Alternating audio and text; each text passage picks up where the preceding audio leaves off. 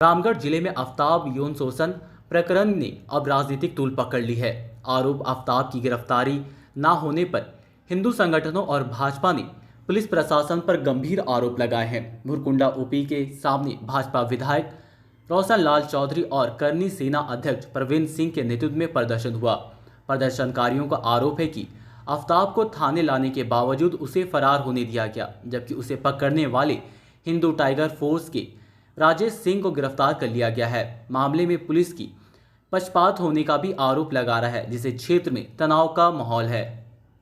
संदेह इसमें कोई दो राय नहीं है कि राजेश सिन्हा जी हिंदू के पक्षधर रहे हैं। वर्तमान में जो कार्रवाई पुलिस के द्वारा की गई है, यह पूरी तरह से तरफा कार्रवाई है और जिस आवेदन पर जिस आरोप को लगाकर इनके खिलाफ कार्रवाई हुई, अभी विश्वस्त सूत्रों से पता चला है कि माहौल बिगाड़ने को लेकर के इनके खिलाफ कार्रवाई की गई है। तो जब एक दुष्कर्म का आरोपी थाना में से भागता है, वो उसके खिलाफ हजारों के भीड़ रामगढ़ में गलत तरीके से अलोकतांत्रिक तरीके से प्रदर्शन करती है और सरकार के नुमाइंदे जो सरकार के जो अंग है, वैसे मंत्री के दबाव में आकर के एक झूठा आवेदन किसी महिला के द्वारा दिया जाता है। ये जांच का विषय है कि वह महिला और जो दुष्कर्म का आरोपी जो एक समीर मंसारी जो उसमें बाय नेम्ड है, वो लोग पहले भी कि एक बहुत ही विवादास्पद मामले में जेल जा चुका है। तो मामले को लीपापोती करके और हिंदुओं के आवाज को दबाने का जो काम यह सरकार कर रही है और पुलिस को इसमें मोहरा बनाया जा रहा है और हिंदुओं को मोहरा बनाया जा रहा है, जिसको हम लोग बर्दाश्त नहीं करेंगे। इस सरकार के खिलाफ हिंदू संगठन और सभी हिंदू हम लोग एकजुट होंगे और जिस आदिवासी महिला के साथ बलात्कार हुआ है, उसके जो बाय नेम्ड आरोपी हैं, वो थाना में खड़ा होकर के बयान देते हैं। राजेश सिन्हा कहीं से भी किसी भी मामले में नहीं है। उन्होंने स्पष्ट रूप से हम लोगों ने उनसे बात भी की है। कहीं इस पूरे मामले को दबाने को लेकर के पुलिस प्रशासन सरकार के नुमाइंदों के दबाव में यह कार्य कर रही है, जिसका हम लोग पुरजोर विरोध करते हैं और राजेश सिन्हा को जब तक रिहा नहीं किया जाएगा, हम लोग का विरोध प्रदर्शन जारी रहेगा। आदिवासी महिला है और आदिवासी मुख्यमंत्री है, किस जगह से दिख रहा है? वही चीज है जो समझ से परे है। एक आदिवासी युवती का मान सम्मान का हनन हो रहा है, आदिवासियों के हक अधिकार का हनन हो रहा है और इसमें जो एक विशेष समुदाय को नेतृत्व करते हैं, वैसे लोग आदिवासियों के भी हक अधिकार को मारने का काम कर रहे हैं और एक हिंदूवादी चेहरे को इसमें लपेटा जा रहा है और पुलिस प्रशासन को इसका जवाबदेह दिया गया है। तो यह पूरी तरह से यह स्पष्ट है कि यह सरकार आदिवासी विरोधी सरकार है और हिंदू विरोधी सरकार है। मामले को थोड़ा संजीदगी से आप लोगों के माध्यम से हम बताना चाहते हैं कि ये मामला सामूहिक दुष्कर्म का है और सामूहिक दुष्कर्म एक आदिवासी बहन के साथ हुआ है। कहने को तो राज्य में अगुआ सरकार है और हेमंत सोरेन की सरकार में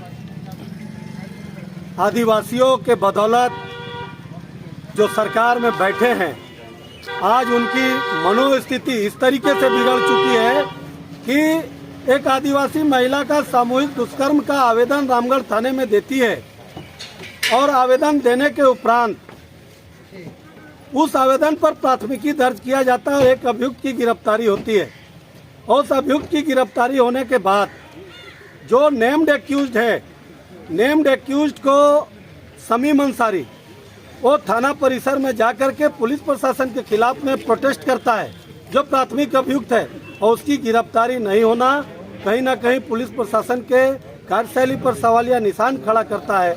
और साथ ही साथ राजेश सिन्हा, जिनका इस मामले में कोई इन्वॉल्वमेंट नहीं है, उन पर सांप्रदायिक सौहार्द बिगाड़ने का आरोप लगा करके उनकी गिरफ्तारी करना, ये निश्चित रूप से जो कस्टडी से अभियुक्त भागा, जो गलती पुलिस प्रशासन की है, पुलिस प्रशासन अपनी गलती को छुपाने के लिए राजेश सिन्हा पर फर्जी मुकदमा दर्ज करके वो अपने निकम्मापन को छुपाने का प्रयास कर रही है, जिसको हम लोग किसी भी कीमत पे बर्दाश्त नहीं करेंगे। अगर राजेश सिन्हा दोषी है, आप उसको सजा दीजिए, हम लोग उस पर कहीं से इफ और बट नहीं करेंगे।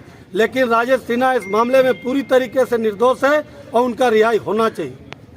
आदिवासी युवती के द्वारा जिन पर आरोप लगाया गया है यौन शोषण और बलात्कार का, उन पर कार्रवाई न करते हुए एक निर्दोष व्यक्ति राजेश जी को गिरफ्तार किया गया है।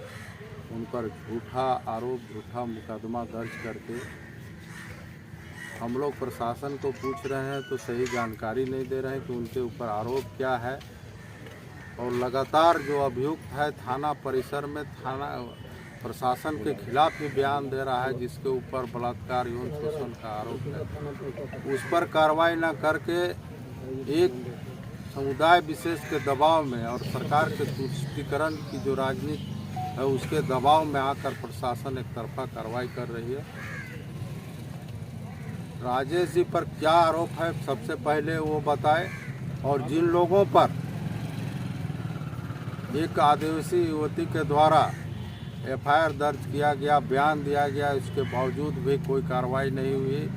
अभियुक्त यदि पकड़ाया और इस परिस्थिति में थाना से भागा, इसका भी जिम्मेवार प्रशासन है।